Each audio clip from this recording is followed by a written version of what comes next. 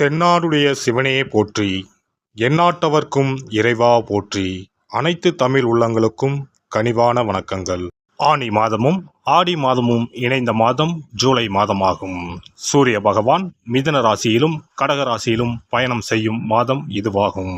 ஆனி மாதத்தில் நடராஜருக்கு திருமஞ்சனமும், ஆடி மாதம் வரும் அமாவாசை முன்னோர்களுக்கு திதி கொடுக்க சிறந்த நாளாகவும் உள்ளது. அம்மனின் அருளை பெறுவதற்கு உரிய ஆடி மாதம் இந்த ஜூலை மாதத்தில்தான் பிறக்கிறது. இம்மாத கிரக நிலைகளை பார்க்கும்போது மேசராசியில் செவ்வாய் மற்றும் சந்திரனின் சஞ்சாரம் உள்ளது. ரிஷபராசியில் குரு பகவானும், மிதுன ராசியில் சூரியனும் சுக்கிரனும் இணைந்துள்ளனர். கேது பகவான் கன்னி ராசியிலும், சனி பகவான் கும்பராசியிலும் உள்ளனர். ராகு பகவான் மீன ராசியில் சஞ்சாரம் செய்கின்றார். இம்மாத கிரக பெயர்ச்சி என எடுத்துக்கொண்டால் சுக்கிர பகவான் ஜூலை 6ஆம் தேதி மிதுன ராசியில் இருந்து கடகராசிக்கு செல்கிறார். செவ்வாய் பகவான் ஜூலை 12ஆம் தேதி மேசராசியில் இருந்து ரிஷபராசிக்கு இடப்பெயர்ச்சி ஆகின்றார்.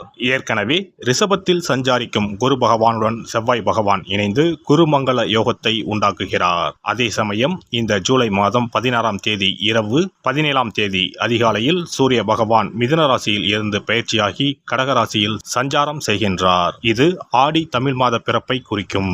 ஜூலை 19ஆம் தேதி புதன் பகவான் கடகராசியில் இருந்து சிம்ம ராசிக்கு பயிற்சியாகின்றார். சுக்கிர பகவான் ஜூலை 31ஆம் தேதி சிம்ம ராசிக்கு பயிற்சியாகின்றார். சந்திர பகவான் ஜூலை 1ஆம் தேதி அஸ்வினி நட்சத்திரம் மேசராசியில் இருந்து தன் பயணத்தை ஆரம்பிக்கிறார். இந்த கிரக பயிற்சி மற்றும் சஞ்சாரத்தால் உங்கள் வாழ்வில் ஏற்படக்கூடிய சுப மற்றும் அசுப பலன்கள் என்ன என்பதனை பற்றி காண்போம்.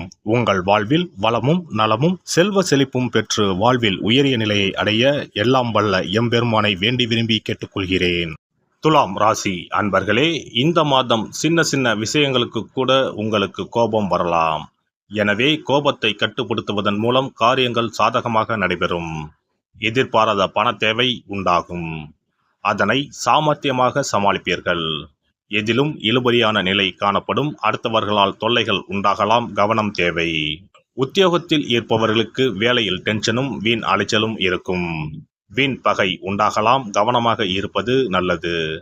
தொழில் வியாபாரம் தொடர்பான காரியங்களில் தாமதம் ஏற்படலாம்.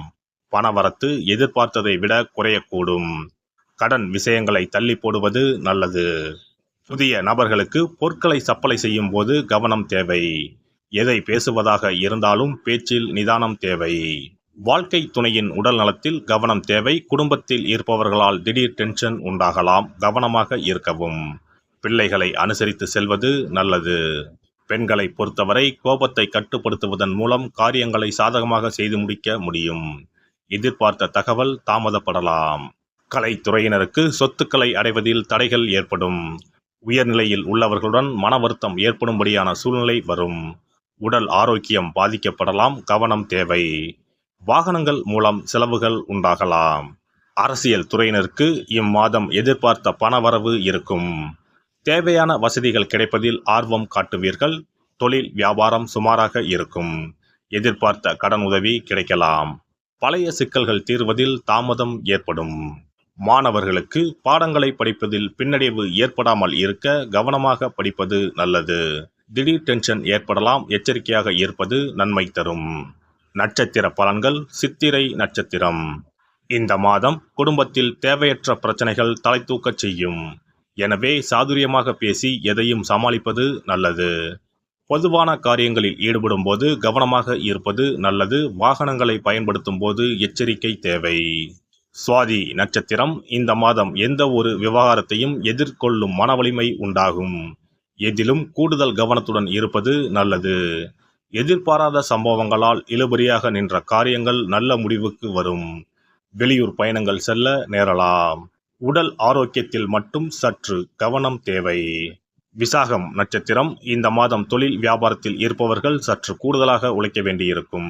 கடன் பிரச்சனைகள் குறையும், போட்டிகள் நீங்கும். வரவேண்டிய பழைய பாக்கிகள் வசூலாகும். உத்தியோகஸ்தர்களுக்கு மறைமுக எதிர்ப்புகள் நீங்கும். மேல் அதிகாரிகளின் ஆதரவு கிடைக்கும். திறமையான செயல்கள் மூலம் பாராட்டு கிடைக்கும். மாரியம்மனை வெள்ளிக்கிழமைகளில் தீபம் ஏற்றி வழிபட சகல நன்மைகளும் உண்டாகும். தடை தாமதம் நீங்கும். குல தெய்வத்தையும் இஷ்ட தெய்வத்தையும் ஒரே நாளில் சென்று தரிசித்து வாருங்கள். காரியங்களில் இருந்த தடைகள் விலகும். தொழில் வியாபாரம் சிறப்பாக நடைபெறும். சிறப்பு தொகுப்பு.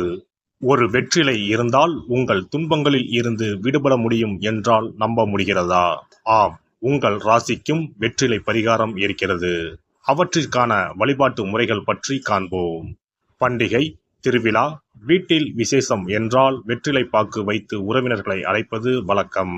வெற்றிலையும் பாக்கும் மகாலட்சுமியின் அம்சங்களாகும். 12 ராசிக்காரர்களுக்கும் வெற்றிலையின் மூலம் பரிகாரம் செய்ய கவலைகள் தீரும் என்பது நம்பிக்கை.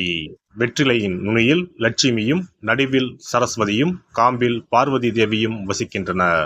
மகாவிஷ்ணுவும், பிரம்மாவும், சிவனும், சுக்கிரனும் கூட வெற்றிலையில் வாசம் செய்கின்றனர். எனவேதான் பூஜை மற்றும் திருமணம் சுபமாக நடக்க வேண்டும் என்பதற்காக வெற்றிலை பாக்கு படைக்கப்படுகிறது. துன்பம் விலக உங்க ராசியின்படி இந்த மாதிரி வெற்றிலை பரிகாரம் செய்யுங்கள். வெற்றிலை பரிகாரத்தில் எல்லோரும் ஒரே மாதிரியான பரிகாரத்தை செய்தால் பலன் தராது. அவரவர் ராசிக்கு தகுந்தபடி சில இஷ்ட தெய்வங்களையும் சில கிரக தெய்வங்களையும் பொறுத்து உங்களுடைய பரிகாரத்தை மாற்றிக்கொள்ள வேண்டும். அப்போதுதான் உங்களுக்கு என்ன கஷ்டமோ அது சரியாக நீங்கி உங்களுக்கு நல்ல பலன்கள் கிடைக்கும். உங்களுடைய ராசியின்படி வெற்றிலையில் குறிப்பிட்ட கிழமையில் பரிகாரம் செய்தால் உங்கள் துன்பம் விலகும், பிரச்சனைகள் தீரும். மேசராசி அன்பர்கள் செவ்வாய்க்கிழமைகளில் வெற்றிலையில் மாம்பழம் வைத்து முருகப்பெருமானுக்கு நெய்வேத்தியம் செய்துவிட்டு அந்த பழத்தை உண்டால் அனைத்து கஷ்டங்களும் நீங்கும். ரிஷபராசி அன்பர்கள் செவ்வாய்தோறும் வெற்றிலையில் மிளகு வைத்து வழிபாடு நடத்தினால் துன்பங்கள் அனைத்தும் தீரும். மிதுன ராசி அன்பர்கள் புதன்கிழமைகளில் வெற்றிலையில் மிளகு வைத்து இஷ்ட தெய்வத்தை வழிபடவும். பின்னர் அதையே பிரசாதமாக சாப்பிட்டால் துன்பங்கள் எல்லாம் நீங்கும். கடகராசி அன்பர்கள் வெள்ளிக்கிழமை தோறும் வெற்றிலையில் மாதுளை பழத்தை வைத்து காளியை வழிபாடு செய்து பின்னர் அந்த மாதுளை பழத்தை சாப்பிட்டால் துன்பங்கள் நீங்கும். சிம்மராசி அன்பர்கள் வியாழக்கிழமைகளில் வெற்றிலையில் வாழைப்பழத்தை வைத்து இஷ்ட தெய்வத்தை வழிபடலாம். பின்னர் அந்த பழத்தை பிரசாதமாக உண்டால் கஷ்டங்கள் நீங்கும். கன்னிராசி அன்பர்கள் வியாழக்கிழமையில் வெற்றிலையோடு மிளகு வைத்து உங்கள் இஷ்ட தெய்வத்தை வணங்குங்கள். உங்கள் துன்பம் துயரம் எல்லாம் தீர்ந்துவிடும். துலாம் ராசி அன்பர்கள் வெற்றிலையில் கிராம்பு வைத்து உங்கள் இஷ்ட தெய்வங்களை வழிபட்ட பின் அதை உண்டால் அனைத்து துன்பங்களும் நீங்கும். விருச்சிக ராசி அன்பர்கள் வெற்றிலையில் பேர்ச்சம்பழம் வைத்து செவ்வாய்தோறும் உங்கள் இஷ்ட தெய்வத்தை வழிபட்டால் துன்பங்கள் நீங்கும். தனுசு ராசி அன்பர்கள் வெற்றிலையோடு கற்கண்டு வைத்து வெள்ளிதோறும் இஷ்ட தெய்வத்தை வழிபட்டு பின்னர் கற்கண்டை சாப்பிட்டால் துன்பங்கள் விலகும். மகர ராசி அன்பர்கள் வெற்றிலையோடு அச்சு வெல்லம் வைத்து வெள்ளிதோறும் காளியை வழிபட்டால் துன்பங்கள் துயரங்கள் நீங்கும். கும்பராசி அன்பர்கள் வெற்றிலையோடு நெய் வைத்து சனிக்கிழமைகளில் காளி தெய்வத்தை வழிபட்டால் உங்கள் துன்பங்கள் எல்லாம் தீரும். மீனராசி அன்பர்கள் வெற்றிலையோடு சர்க்கரை வைத்து ஞாயிறு தோறும் இஷ்ட தெய்வத்தை வழிபட்டால் துன்பங்கள் எல்லாம் விலகும். எல்லாம் வல்ல இறையருளால் நீங்களும் உங்கள் அன்பு குடும்பமும் உடல் நலம், நீலாயுள், நிறை செல்வம், உயர் புகழ், மெய்ஞானம் ஓங்கி வாழ்க வளமுடன்.